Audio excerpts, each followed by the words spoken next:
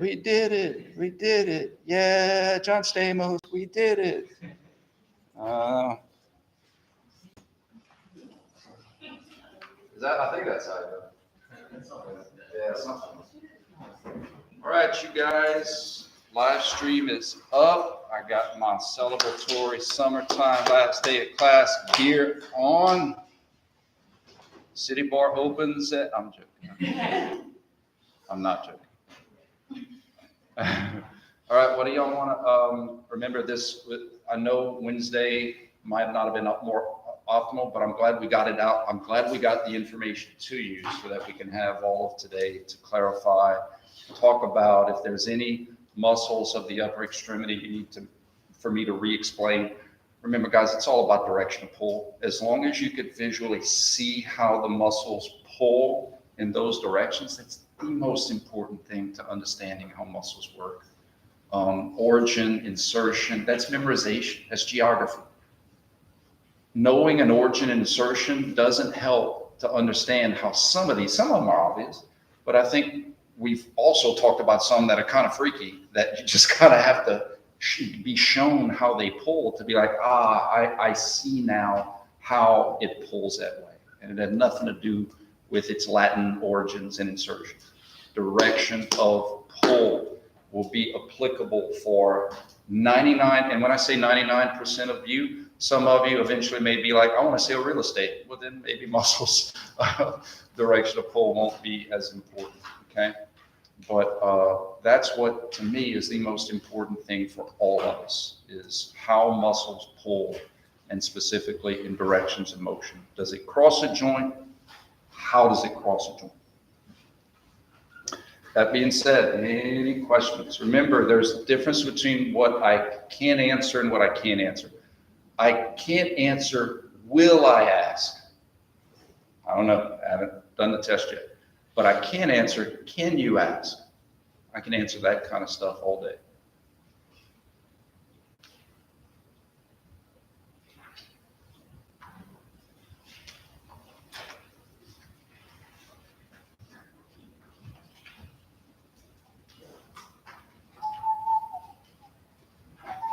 Yes, sir. It was for the scapular. Yeah, let's check out that. So the first function that is in the name is literally levator, because it kind of sounds like elevator, right? So the elevation function. I'm just not understanding how it's, like I see circle, I see that part, and you gave it to us, but how it's a scapular elevator.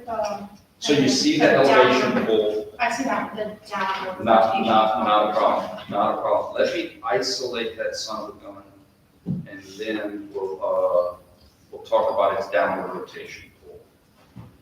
Not a problem. And probably the same with the, No problem. One at a time. So let's pretend that this magazine represents the scapula, because I like being able to use. So here's the spine of the scapula. It's going to be represented like this, okay? The axis of rotation of upward and downward rotation is somewhere on here on the spine. But if this levator scapula is pulling on this corner, roughly, right? What I want to really emphasize isn't necessarily an anatomical position, but if I upwardly rotate the scapula, so watch, I know this is primitive, but I think it'll really work. Here's the scapula, here's the levator pulling on this corner, okay? Muscles only pull. When I upwardly rotate the scapula, wouldn't it make sense that this pull would want to pull in the direction of downward rotation? So imagine a string here. As I do this, that muscle wants to pull like this. It wants to pull in a direction of downward because it's on this side of the teeter-totter. Stretch. Shorten. and when we do that with the scapula, that'll be us motion-wise with the body, just I want to learn to apply that. Like for a typical exercise, maybe? So like a lat pull down, your scapula starts upwardly rotated and you have to make it downwardly rotate. the levator scapula would pull this way to try to help other muscles bring the scapula down.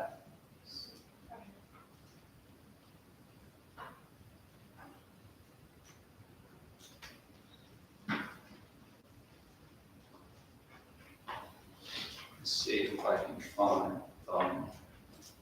watch.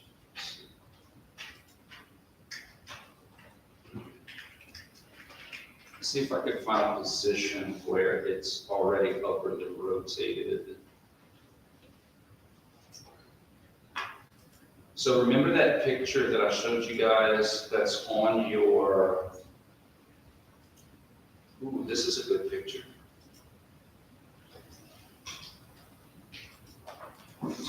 Let's check out this picture right here, guys. I think this will, I like how they simplify the scapula. So we know that the levator scapula pulls on this little corner, right? So we know how the levator scapula is pulling on this corner. So look how when that corner drops, see how it's gonna get lower. So that muscle is gonna get stretched, and it would want to pull this corner up, which would be in a direction of downward rotation. Does that make better sense?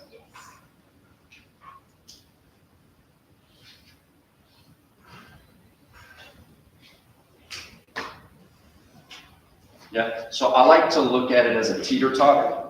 The upward and downward rotation is teeter-tottering here. And so something that pulls this way would want to make the teeter-totter go here.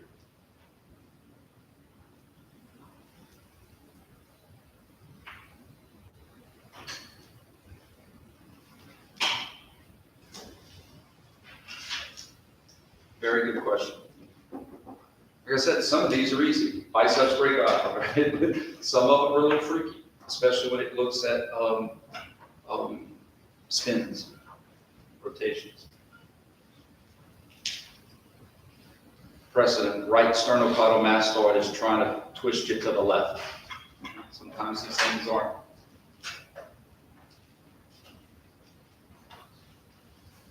Good question. But you got it. So, the brachioradialis, so talking about like the midway muscle. Say if you had like a band, Yeah.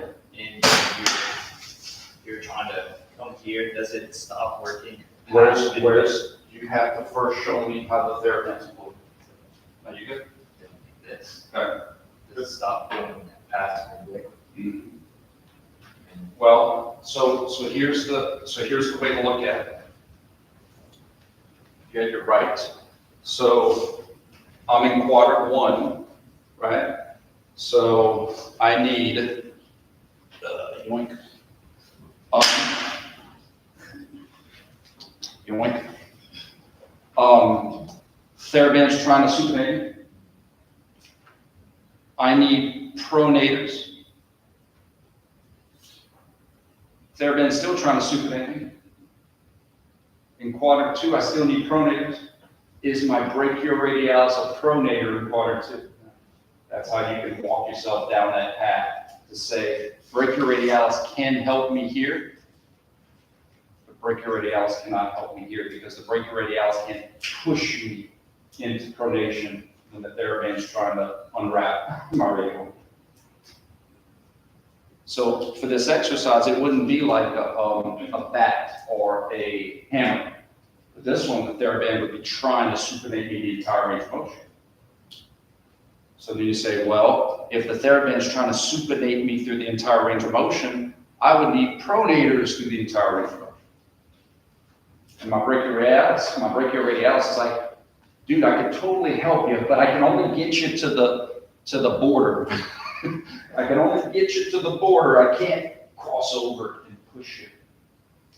So in terms of the test, we just need to make sure we're paying attention to, you could have anti-voices, that are VRAD to the midpoint in terms of that could be some anti-voices in terms of pronation supination.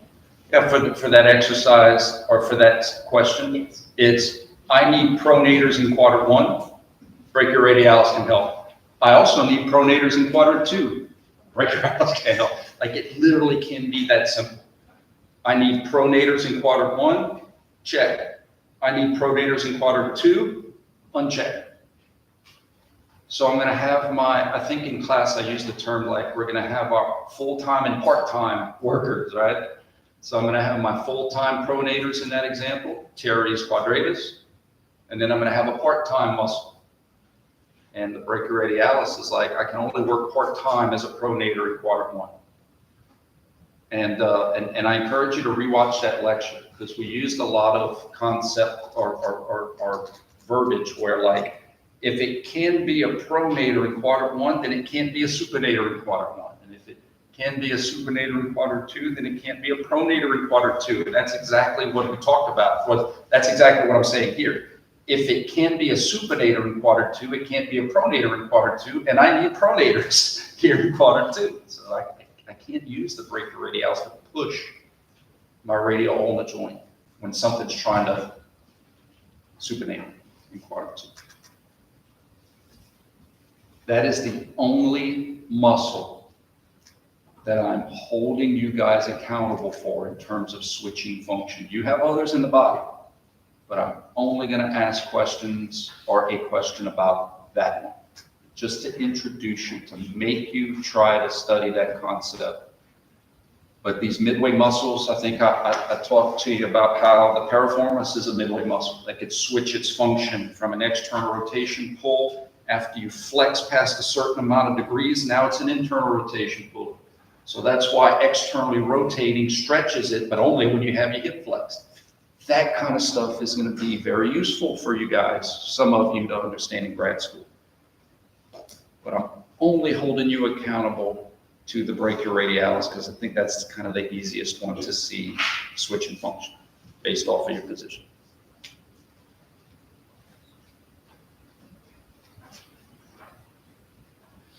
Sorry, TheraBand.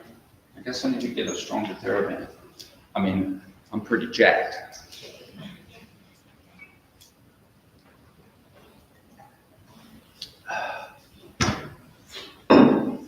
Jacked up on caffeine, bro. Last night was late, man.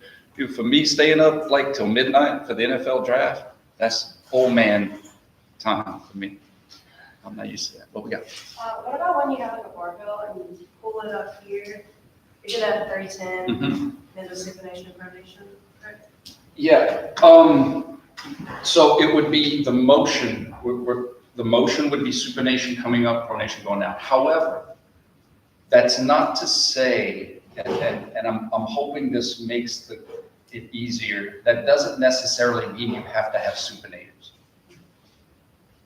And the reason is because this motion, it's like it's going to happen anyway. It's going along for the ride, more or less, to keep your fingers under the. So it's almost like my shoulder muscles and my scapular muscles are making my shoulder move. And here's a better way. I got one. My shoulders are in anatomical position. True. My shoulders flexed. But did I need my shoulder flexors? Like, in other words, gravity literally just kept my shoulders in a global up and down. So my shoulder flexion technically happened because my hamstrings worked eccentrically. My shoulders just, gravity was allowed to keep my shoulders in a global position. I didn't need my shoulder flexors when I did this. I would need my shoulder flexors to keep that. Does that make sense? So it's kind of similar, where the supination is just going to naturally happen while my shoulder stuff and other things are happening. Totally would not be a question on the test. If I was going to ask an upright row question, it would be shoulder muscles, scapular muscles. But I wanted to answer that specific question, that it's not like I had to use supinators because that's the supination stuff was just going to happen organically. In fact, no. They keep moving my stuff. This is me actually sprinting, by the way. This is how fast I sprint. I see if I put it in here. Yes. Yes. Keep finding my stuff, you guys. It's like Easter. Okay, check this out. This is really cool. I think this is cool, but I'm biased to my own analogies. Radial ulnar joint, pronation, supination, pronation, supination. Watch this. If I could do it. I'm not touching shoulder, radial ulnar. We start off in a prone position, right? When we do it in an upright row.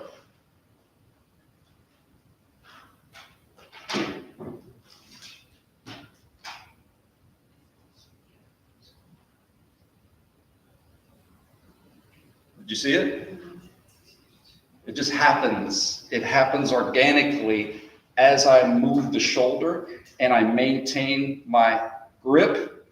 The radial ulnar joint would naturally move with it.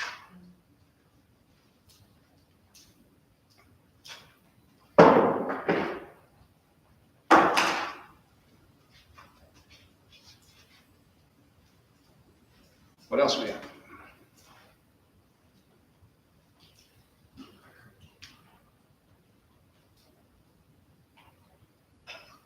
Internal or external? Internal. Sorry. I think I'm just kind of confused about stretches because there's no force acting on, like no gravity or no extra weight. Okay, so for stretching concepts, think of it as identifying not necessarily, because when we talk about an agonist, we talk about a muscle doing the job of either causing, preventing, or allowing motion. When we're talking about stretching, just think of what muscle group are we targeting, or what muscle group is being lengthened. So I'll give you a slew of examples that I think may help with this concept. If I know that I'm extending my wrist, I'm stretching groups that pull in the direction of flexion. If I'm extended, I'm stretching my flexors. If I'm flexed, I'm stretching extensors. If I am externally rotated, I'm stretching internal rotators. If I'm twisted to my right, I'm stretching things that pull to the left. If I'm flexing, I'm stretching extensors. It literally is that, because it's a, I don't say a limitation, but it's a property of things that pull. It's a property of tension. It's a property of pull force. If this TheraBand, if this side is fixed and the TheraBand is trying to pull my hand to your left, let's say it's a left puller, I'm going to stretch this TheraBand by moving my hand to your right. Moving my hand to your right stretches the pull to your left. And that's a property that's consistent with all things that pull. So for our upper extremity, extension is going to stretch flexors, flexion is going to stretch extensors, ulnar deviation is going to stretch radial, radial is going to stretch ulnar, extension is going to stretch flexors, flexion is going to stretch extensors, extension is going to stretch flexors, abduction is going to stretch adductors. And so by learning our group concepts based off of pull and learning muscles based off of pull, it helps bring clarity to muscles that have Latin names or random names that don't have, like, again, if every muscle had the pull in their name, life would be so much better. How do I stretch a supinator? By pronating. But how do I stretch a teres major? like things that just have these Latin names. So what I'm trying to teach you guys is, okay, how do I stretch a teres major? Well, how does it pull? It's an adduction puller. I need to abduct. It's an extension puller. I need to flex.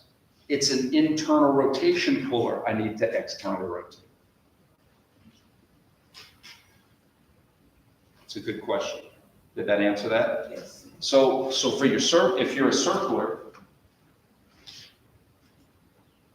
that's a new name that I'm going to give my students that learn circles, like Swifties. I'm joking. If you're a circler, then stretching is just a function of knowing pull. So for this is shoulder. So the coracobrachialis is a shoulder flexion puller. So if I need to stretch it, I need to extend the shoulder. And so clinically, that's going to be useful because sometimes in the clinical setting, an MRI may reveal a strain, a pull. Maybe there's what we call a contracture, tightness in certain areas. So if you get dealt the hand of, we need to work on such and such flexibility or stretching of a specific muscle, we need to know how to specifically stretch that muscle, and it all comes down to how does it pull. Knowing how it pulls inversely tells you how you need to put the joint in a position to stretch it.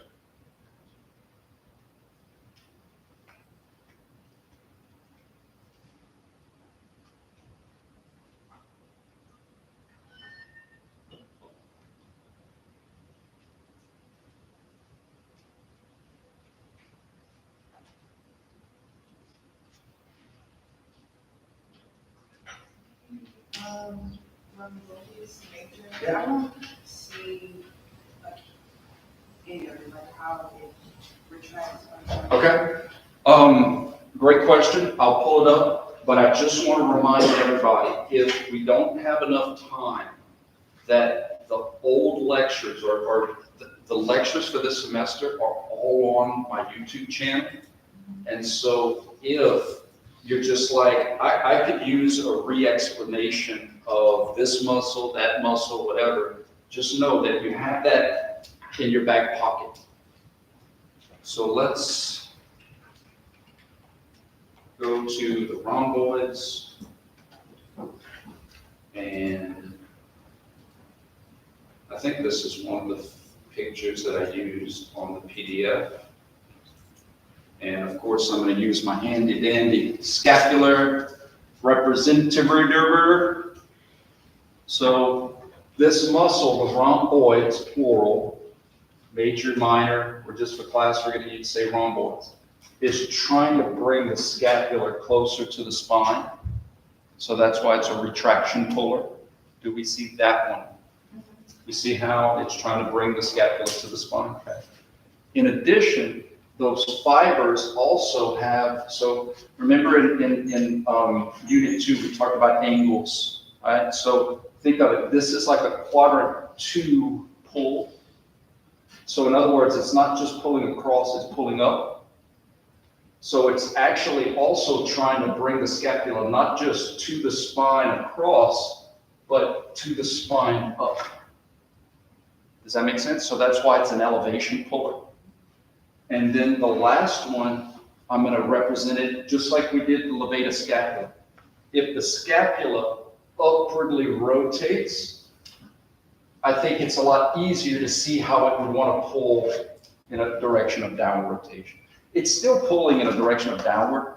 I just like to give it some motion in the opposite direction to kind of emphasize how, whoa, I'd be stretching it like this, therefore it would want to pull me back. And again, none of those functions are kind of hard to see. That's why I try to explain them. But none of those functions have anything to do directly with where it starts and where it finishes. It's all how does it pull because of it. And again, sometimes we have some weird muscles, like when we did the sartorius. That muscle starts in the front and finishes in the front. But it pulls to the back because it crosses the back. Some weird stuff sometimes. Any follow-ups? Retraction pull, elevation pull, and downward rotation pull. Let me see if I can tap my head and rub my belly at the same time. Let's go like this. Elevation and retraction pull, downward rotation.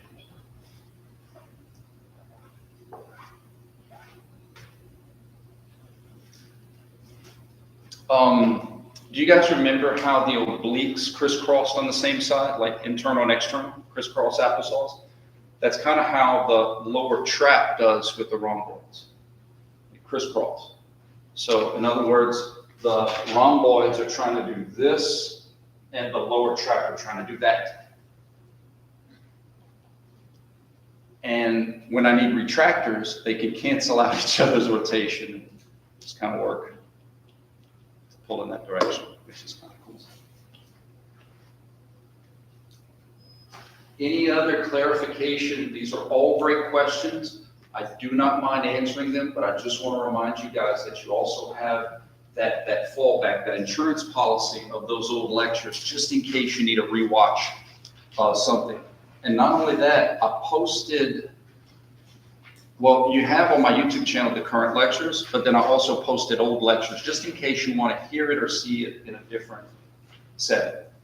That's one of the things I love about mechanics or biomechanics. It's not like exercise phys, which I did my master's in exercise phys, and it made me run the biomechanics. Because in exercise phys, stuff's literally changing every day. Like what we thought about this chemical and this receptor, and that's going to pull the same way tomorrow and the next day and the day after. So it's comforting. Remember what we thought about the bicep? Boy, were we wrong. It's always going to pull these ways. Okay, so that's comforting for someone like me who doesn't like change. Any others? So how would we? Let's do the stretch concept. So the rhomboids pull in the direction of retraction. So if I want to stretch them, I want to protract. I want to be in a protracted position. They pull in the direction of elevation. So ideally, I'd love to protract and depress. And they pull in the direction of downward rotation. So I'm not saying you can do all this stuff, but like if I'm upwardly rotated and I'm protracted and I'm depressed, maybe I'm just depressed. Some muscles you can, some muscles you can't, because they'll have contraindications of different pulls. But like, I'll give an example. One of my former students, long time ago, he now teaches at Palmer Chiropractic, Jesse Hodges. And Dr. Hodges, he was saying, he's like, man, your pec minor is really tight. And I was like, yeah, good old pec minor. And he showed me a stretch for it, and I was like, dude, that's brilliant. It's a depressor, so he had my hand up against the wall, so I had elevation. I was stretching, putting my position in a retractive state, so that makes sense. And it's a downward rotator, so I was upwardly rotated. So like in that case, like those three positions really lengthened that pec minor. I felt it tremendously. So, you know, sometimes there may be contraindications of certain things that may not optimize it. Then it's just do whatever gets it to stretch the most. I have probably the most motion of protraction, right? But as clinicians, you could be like, okay, if you protract and elevate, then maybe you're not stretching it as much as if you try to keep a depressed scapula while you protract. So just knowing these kind of things can kind of help you clinically try to do what you're trying to do. But rhomboids are typically not tight. They're actually typically weak. They're usually fatigue resistant. So you usually don't stretch rhomboids. You usually stretch the stuff in the front because we live our lives kind of in the front. This is where we put our sling. And so when we get out of that sling, the stuff is typically pretty tight.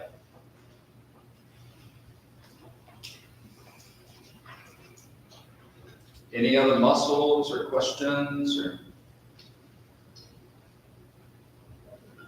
What was your favorite muscle so far as if we have any more? My favorite is the lat. I think the lat is super cool. Some people like the trapezius.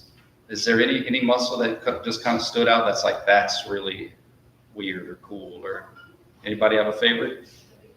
The what? The brachioradialis? Yeah, that's a cool one. That's cool. And again, the emphasis of these midway type of muscles is to give, guys, we're not going to we're not going to have hypermobility in the middle of a range of motion.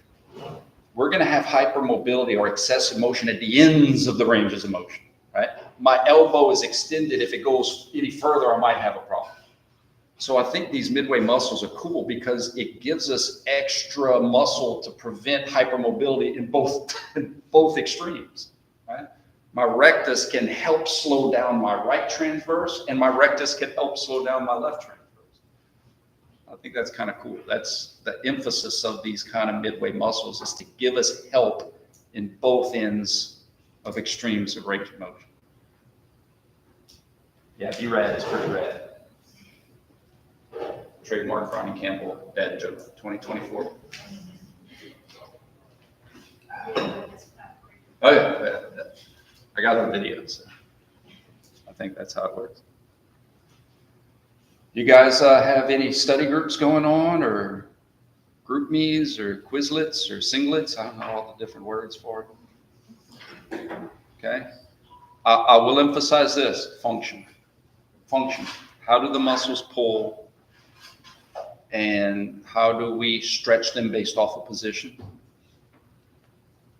I will ask a couple of, can you tell me who's working through concentric or eccentric? But that's not a majority of tests. And it'll typically be examples that we've done or practiced. Abductors are going to allow my adduction through eccentrics. Who are the abduction pullers? My deltoid and my supraspinatus. I don't know why I sound like an enchantment. That kind of stuff. Flexors are going to allow the extension through eccentrics. Flexors are going to cause the flexion through concentrics. Extensors are going to allow the flexion through eccentrics. Extensors are going to do the extension through concentrics. So it'll be those types of, I feel comfortable asking type of questions. Remember, one of the main points of this class is so that my students, people that I have taught that have a little stamp of me in you, we are a tree and you are a branch of that tree, and then eventually you're going to have branches coming off of your tree. I don't want my students going to grad school or going to a clinical setting and saying tricep, bicep, or saying bicep, tricep. It's really, to me, that's the easiest summation of what I'm trying to teach you. Fair? Anything else? All right, guys, y'all have a good one. Celebrate good times. Come on. Come on, come on.